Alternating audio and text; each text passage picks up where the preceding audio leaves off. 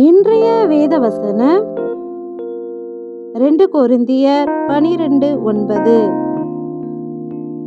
என் கிருபை உனக்கு போதும், பலவீனத்திலே என் பலம் பூரணமாய் விளங்கும். ஆமென். நம்முடைய பலவீன நேரங்களில் தேவனுடைய கிருபை நமக்கு போதும்.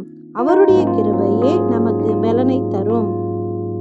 அன்றியும் நித்திய கிருபையுடன் உனக்கு இறங்குவேன் என்ற வார்த்தையின்படி அவருடைய கிருபை நம்மை விட்டு விலகாமல் நித்திய காலமாக நம்மோடு இருக்கும். அந்த கிருபையினாலே நாம் ரட்சிக்கப்பட்டோம்.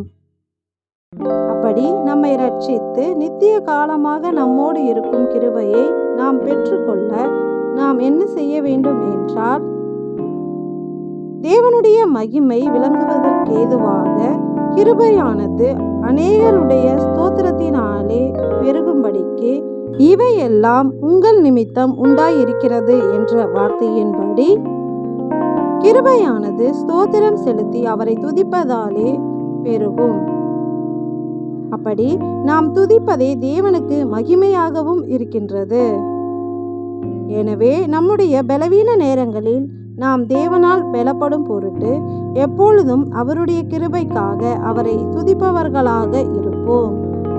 எங்களை பலப்படுத்தும் உம்முடைய கிருபைக்காக நன்றி ஏசப்பா, நன்றி.